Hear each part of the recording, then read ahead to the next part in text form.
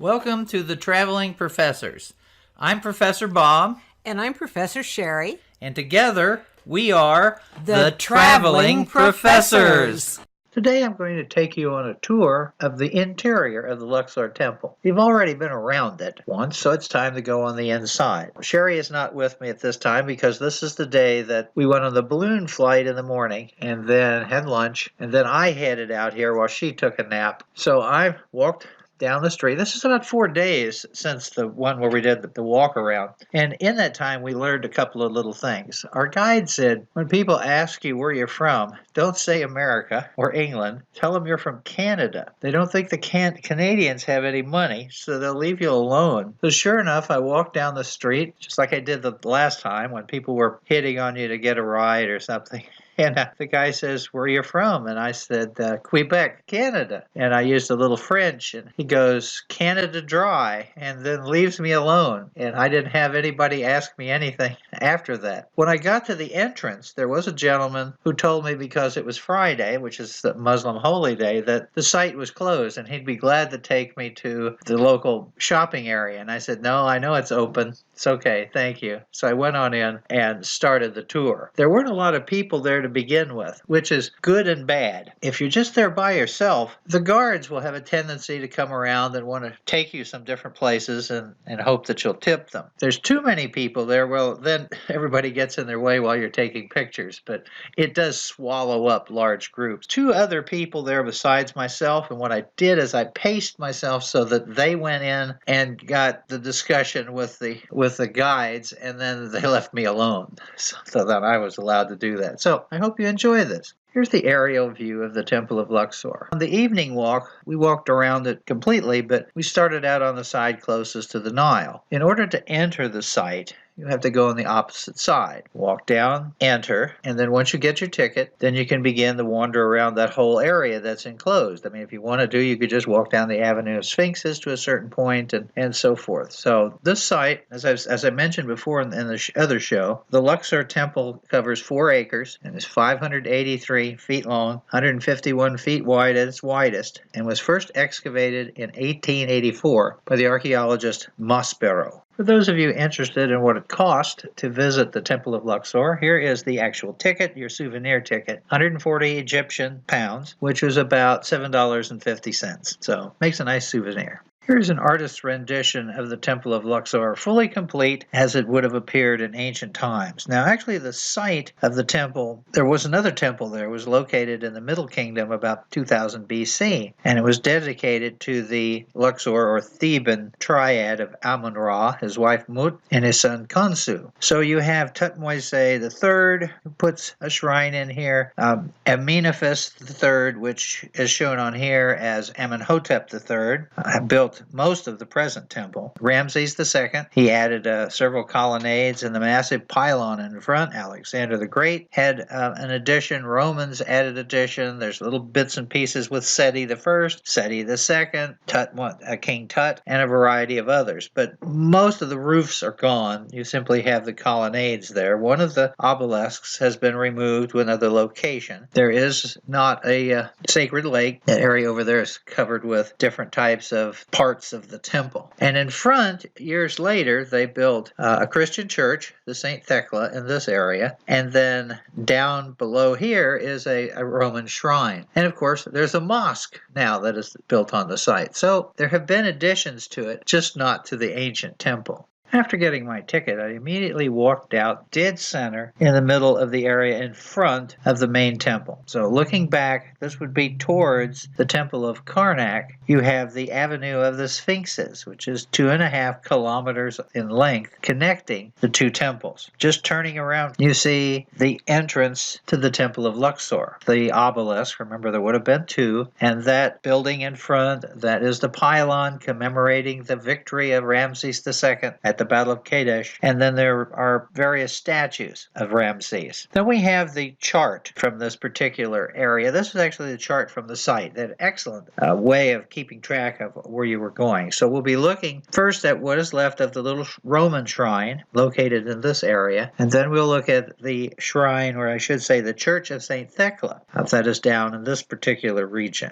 Here is a little Roman shrine that is on the right side of the entrance to the temple, and you see it from afar. It had several columns, and you see the old Roman columns. Let's make it out of brick, and then we'll cover it with concrete and make it look like it's made out of marble. And there's a statue in there of probably Venus. Then you cross the front of the main temple to the other side of the entrance, and you come upon the ruins of the church of St. Thecla. And you can see where the pillars would have been in there, and as you get closer to it, you can see the semicircular area, which would have been where the altar was located. There are a lot of pieces of this building in the storage yard where they have all of the extra stones that they're waiting to place in different locations. So those are the two outside shrines. The Church of St. Thecla would have probably been put in after 325, 350, somewhere along in there. There was also a Christian church built on the interior of the temple, but then that was used as a foundation for the mosque that is located in there. These two massive structures are pylons. The main pylons here show the Battle of Kadesh, a massive victory by Ramses II against the Hittites. There are originally, and they still have, 6 granite statues of Ramses II. 2 of them are sitting, 4 of them are standing. There were 2 pink obelisks that stood in front. One that survives is 82 feet high, and the other was 74 feet high. And that happened to be given by the Egyptian government to the French government of Louis Philippe, and it is now located at the Place de la Concorde, exactly on the spot where Madame Guillotine was located. So a closer view of the statue, see, these are in pretty good condition, and the pylon has small figures around the bottom, and then off to the one side of the statue of Ramses is a small woman. Here's a closer view of her. That's his wife. And here is the magnificent view of the entrance into the Temple of Luxor. Now we've entered the court of Ramses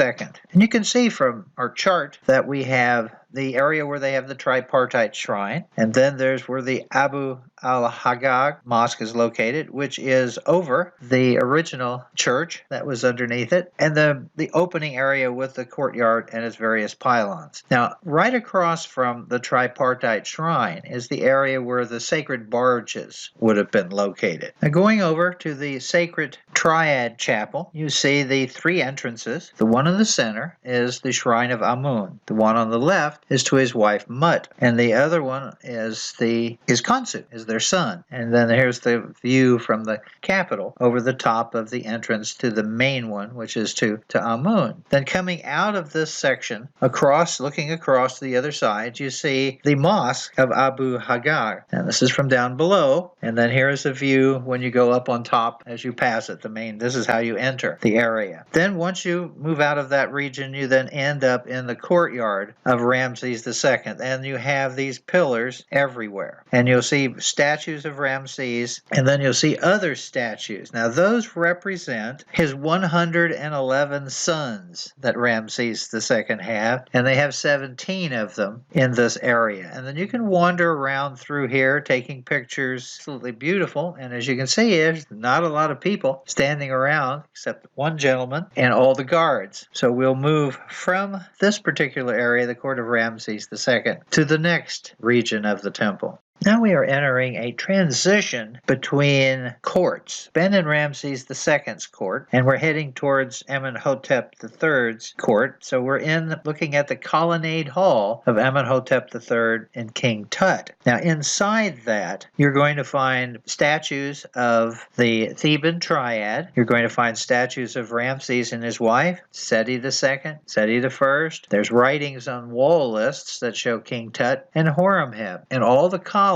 in this particular area are 52 feet high. Now, of course, this would have been covered in ancient times, but it gives this beautiful view, particularly as you walk through the colonnade at the beginning with the 2 statues of Ramses on either side, and you're looking towards the next court. And as you go by, you see the one little section where you have the triad. Fortunately, Khonsu's head's missing. And then we have Ramses II and his wife, and then we get right in the middle of it, and just looking up into those columns is stunning. And of course, you can see carvings on the wall, and those would have been painted, which would have made it a lot easier to see. And then we come to our next section, which which will be the forecourt of Amenhotep III. Leaving the colonnade of Amenhotep III, we now enter the forecourt of Amenhotep III, which is 148 feet long and 184 feet wide. As you come in, I'm going to pan from right to left. So you see these beautiful columns. These are papyrus with bud capitals. Now, this was not enclosed, completely covered over. The areas where the colonnades would have been located would have been completely covered. But here we come in the entrance. There's that set of columns. There's the view forward into the next region, which is the hypostyle hall. And you can see how the columns are very close together. Now we move off to the left and pan those, and then head into them to give you an idea of what it's like when you're wandering inside of those column sections. So this is the forecourt of Amenhotep III, or Amenephis III.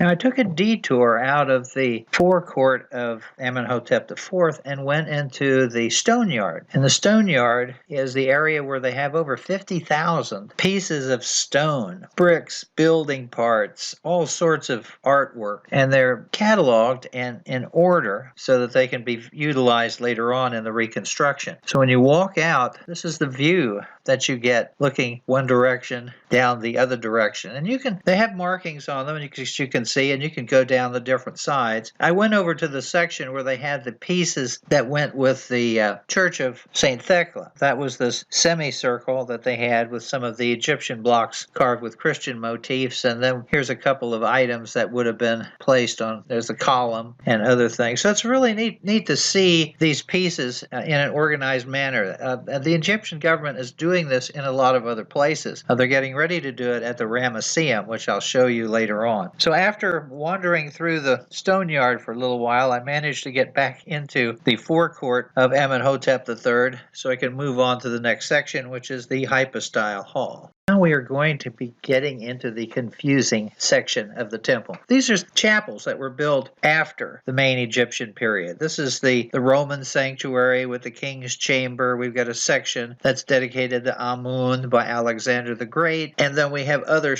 areas. So it gets a little confusing back here. So a good guidebook is somewhat helpful. We'll start out, we come out of the Amenhotep court and we go into the hypostyle hall. You can see the gigantic columns that you find here. There are 32 of them. There are 4 rows of 8 each in each row with the aisle right down the middle. And then that takes you into the chamber, which is the king's chamber. And then ultimately you head towards Alexander the Great's little shrine. And that's the area you see. We're coming right into it. And once you get into the shrine, there's all kinds of hieroglyphics and things on the wall. There's some painting on the ceiling that you can still see. And again, there's just one other gentleman and myself. When we turned around to come back, now we start running into the hordes of groups of tourists. But ultimately, you get through that chamber that is built by Alexander the Great, and you'll see the light through the door, and then you come to the very back of the temple, which I had showed you when we were on the outside. And so you can walk around in there a little bit. There's a shrine to a birthing section and some other stuff. And then it's time to turn around and walk back out, because you don't walk out the back and then leave. You have to go all the way back to the front. So you do get a significant amount of exercise wandering through this temple. After leaving the shrine to Amun by Alexander the Great and walking through the hypostyle hall, we then begin to head out and back. And the light at this time is really nice. Anytime you go to these temples, the light's going to give you all sorts of different shots. So this is one of the sections of Amenhotep III's Grand Plaza. And you walk out into the center of it. Colonnade of Amenhotep III. The pylons in the back. And of course, you see some people heading our way. And we get closer. It's still a small group. And then you head into the courtyard of Ramses II, and you can see the little shrine to the tripartite gods on one side, and there's the mosque section on the other, and then there's the exit, and we head out towards the exit. And once you're out the main gate, there's our view once more of the Avenue of the Sphinxes, heading off to Karnak. Turn back around to get another shot of main pylons and obelisk, and there is the exit. They have a cafe there. They have restrooms there. That's where you get your tickets. There's a variety of other things there. So you go up and back out, and that ends our little trip through the Temple of Luxor. Sheri and I hope you enjoyed the tour. Please come by our YouTube channel at Bob Packett on YouTube. It should be History According to Bob, but it comes up as Bob Packet. That's the easiest way to get to it. And please subscribe and leave some comments. Thank you very much. I hope you enjoyed the show. Please subscribe, give a comment, and if you like history, please come by historyaccordingtobob.com website where I do 6 podcasts a week on different topics in history, and there's all sorts of CDs and other things that you can see. So thank you very much.